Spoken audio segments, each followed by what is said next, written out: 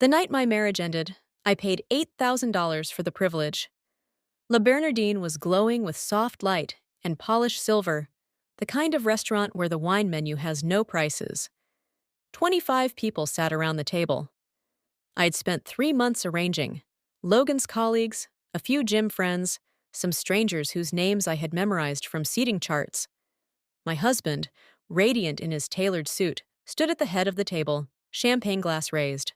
"Before we eat this incredible meal my wife paid for," he said, smiling at me, "I need to thank the woman who really supports me, my work wife, Natalie Brooks."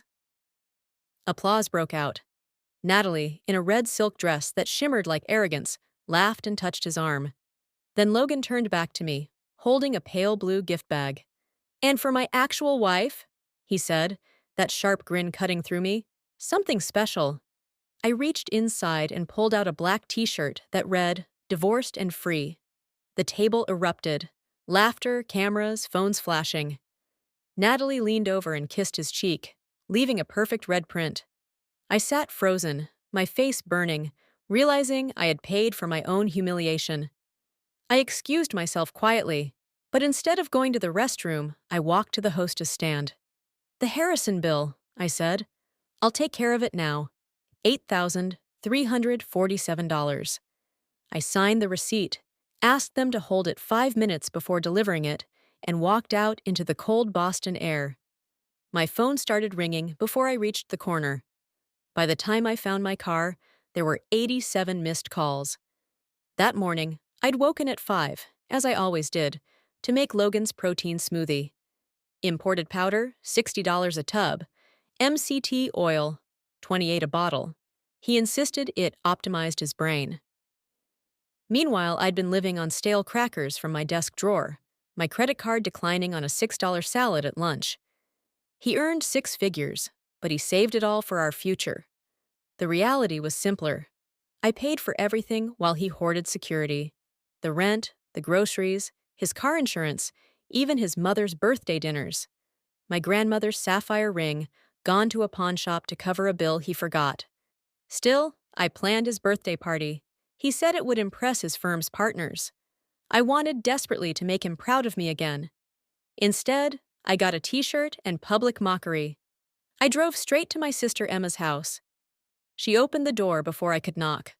One look at my face, mascara streaked, skin blotched, and she pulled me inside. We sat on her kitchen floor while my phone buzzed with Logan's name again and again. "Answer him," she said finally. I put it on speaker. His voice was sharp, panicked. "Avery, where are you?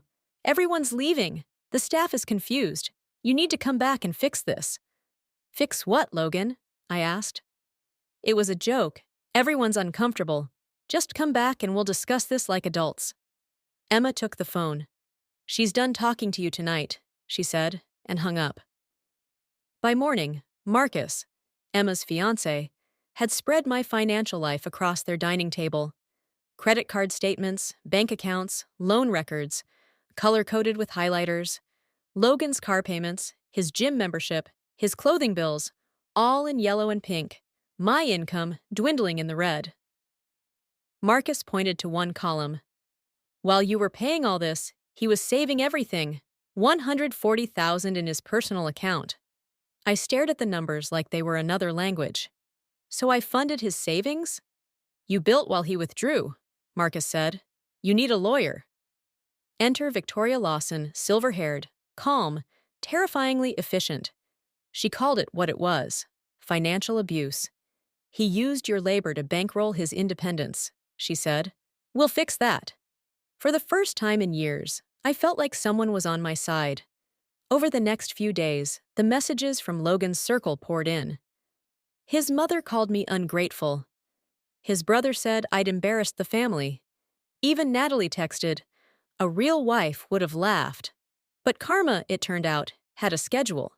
While gathering paperwork, I found a bank statement from an account I'd never seen before, opened 2 years earlier, $89,000 saved, and one recent withdrawal labeled NB Gift, $3,000, Natalie Brooks.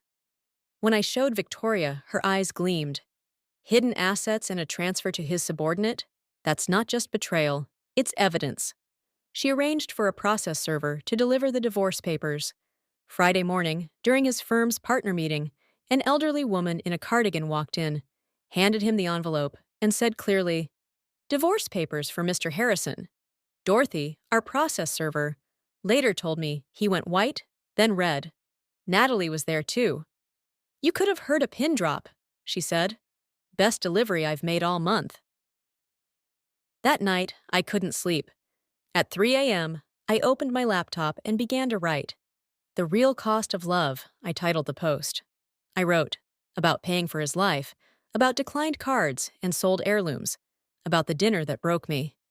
I called it what it was: economic exploitation disguised as partnership. By morning, the post had dozens of comments.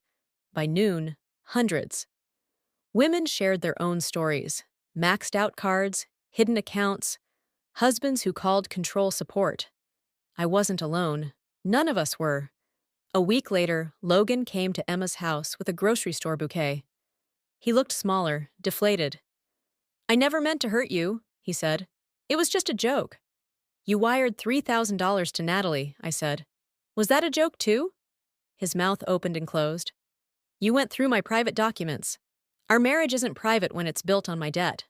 I kept the screen door between us. "You didn't destroy me, Logan. You just stopped being the person I was willing to destroy myself for." He left the flowers and walked away. I didn't pick them up. The universe did the rest.